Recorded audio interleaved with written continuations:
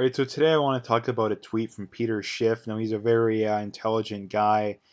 Don't agree with him on everything, but most of this stuff I think he's spot on. And one of the popular, I mean, there's a few reasons I want to talk about this. I mean, for starters, it's obvious coming out of this whole situation. The other one too is that something that's constantly talked about in Alberta, at least among leftists especially, is should we have a sales tax or should we raise that? And the first thing I would point out is that um, I, if we're going to have two options, either increase income taxes, regardless of who it's on, or increase or have a sales tax, I would prefer sales tax. But ideally, you have neither. And for the simple reason that, I mean, the first thing is that you have all these leftists, that one of the things that they bring up when it comes to equalization and Alberta is, oh, well, you guys pay more because you get taxed less and you have the highest incomes. And it's like, you guys are so stupid, it's not even funny. Like, you do realize that, you guys, here's the thing, you guys make the most money and you're taxed the least. It's almost like there's a correlation there. Like, these people are so stupid, it's not even funny. Um, but anyway, Peter Schiff says the federal government can't help the U.S. economy by spending money. Every dollar the government spends is a dollar the private sector can't spend or invest. Since government is much less efficient than the private sector, government stimulus spending actually hurts the economy. And this is the thing that leftists fundamentally get wrong. Like, they fundamentally flat out wrong on is that the only way that increasing taxes or in any way, shape, or form is a good idea is if you can definitively prove, which is almost impossible. In fact, I would say it's impossible just based off the way government is designed. Um, the only way that it makes sense is if the government can use that money in a more efficient way than the private sector can. The problem is that whenever the government uses money in that way, um, they need to take their cut. I mean, you look at all these government workers, most of them making six-figure salaries. They get 75% pension, some of them full pensions. So these people are making a ton of money. Not to mention, too, there's other people that are getting their cut. So when the government takes $1 million in taxes, what, maybe half that ends up actually being spent to help the community or the province or whatever. And when the private sector gets that money, well, how do people get their cut? Yes, but the difference being is that the private sector is there's people competing. There's people competing. There's no competition for the government, which means the government can spend however much money they want. Like, the government can spend however much money they want because there's no competition. Like, who's going to come and undercut them? The beauty of the private sector is that if there's $1 million, invested into, let's say, building an apartment building, um, different companies will bid on building that apartment building. And the one that can do it the most efficiently will win out because the one that can do it the most efficiently will be able to bid the lowest price, or at least the lowest cost, because they can do things so efficiently. They can afford to spend more money and still make as much as, like, but if they're 10% more efficient, they can afford to be able to spend 10% less money, therefore there's more money to be made off the top, right? So, and that's the problem with the government too, is that because there's no competition, they can spend however much money they want. So the private sector by definition is better because there's competition. Whenever there's competition, and not to mention too, when there's no competition, there's no reason to improve, right? Like, there's no reason to improve whatsoever. Like, why would you try and become more efficient if there's no competition? When there's competition, you're constantly trying to innovate. Like, you're constantly trying to innovate, and that's why, again, people talk about, oh, the government when it comes to like NASA and all these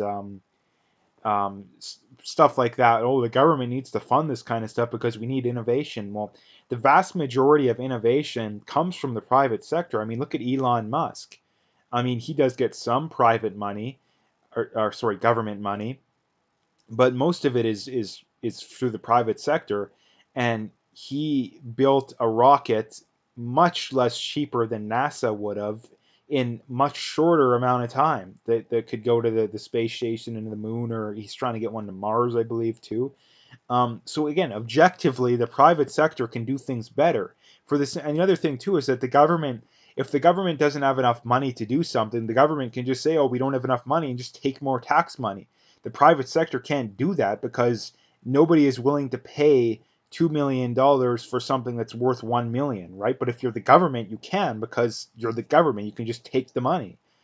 Again, and that's the problem too, is nobody really cares about that either, especially when you're on the left, because when you're on the left, oh well, if something didn't work out, it must mean that we didn't spend enough money on it. We just need to tax people more. If public schools and free healthcare isn't working, it's because we didn't spend enough. It's not that we literally want to give people an endless supply of it, and therefore the costs are going to continue to go up and up and up and up and up consistently over time until you finally say, okay, it's enough. We can't afford it anymore. And that's the big thing. And I'm kind of jumping around a little bit here, but the main thing being is that whenever it comes to raising taxes, the answer should be no. Like, everybody should have lower taxes, literally everybody, especially taxes in ways that help people gain more money.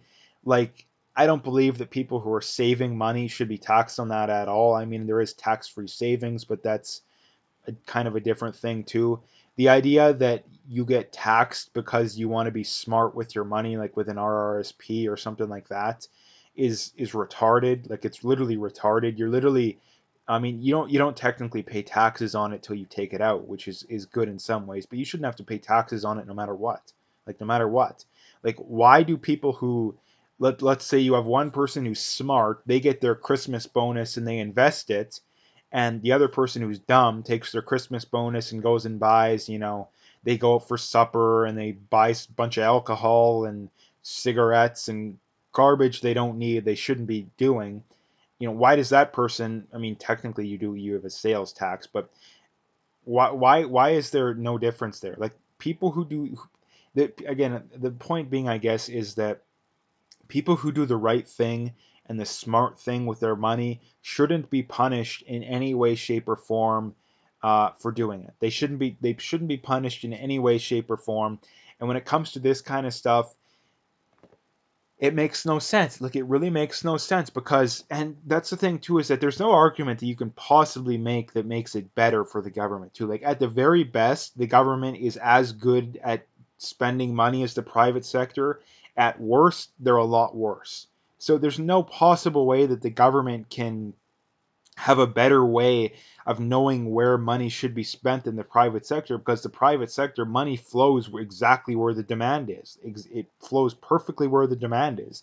The government doesn't know exactly where the demand is. Like, by definition, they don't know. If they did, then they wouldn't have to do it. Like, they wouldn't have to do it. So, the main point here being is that um, the government is much less efficient than the private sector. And the other problem too is that when it comes to government stimulus too, and this is something the left loves, right? And the other problem too is that I've pointed out before is that um, Keynesian, nobody believes, I guess a better way of putting it is, nobody believes in Keynesian economics. At least, I guess I shouldn't say that. A lot of right wingers believe, even though they're technically, right wingers tend to not be grouped in with Keynesians. And again, another lie you're taught in public school. Um, the left doesn't believe in Keynesian economics anymore. Most people on the left will say, yeah, we're Keynesians. The problem with Keynesians is that, number one, um, you don't run massive deficits when there's not a recession, which the left almost always does. You only run deficits when you're in times of recession to help stimulate the economy. The problem is that, number one, they don't actually even believe that, because they believe in running deficits at all times. And number two, even if they did believe it, they're wrong, because if government stimuluses work, like, I mean, you look at quantitative easing in the States, if it worked, you wouldn't have to do it over and over again. And by definition, because if it worked the first time around, then you shouldn't have to do it again. Because if it worked, you shouldn't have to do it. If it didn't work, you should have to do it again. So that's the problem with this whole government stimulus garbage, and it shouldn't be being done. We should leave it to the private sector to fix the problems. The government should be as involved in the economy to as small a degree as it possibly can be, as small of a degree as it possibly can be. And if there's certain areas where the government literally doesn't flat out doesn't need to be involved, they shouldn't be. Like they shouldn't be. So anyway, that's what I wanted to talk about today. I know it's a very popular thing. I know Kenny brought it up about how you may have a referendum on equalization. And again, the crazy lefties they're like, oh, you're elected to be a government. You should just do what you no. But then you'd call them a dictator if they did that. Like again, these people are so it's no matter what he again, it's like Trump derangement syndrome. No matter what he does, they're against it, and that's the crazy thing too. Like that's the crazy thing. They came out and said they're going to keep the minimum wage, at least I believe for adults, and they're up in arms about that too. Like again, you guys are so insane. It's not even funny. Like it's not even funny. So anyway, I wanted to make this video because it's very important, especially in times like Alberta.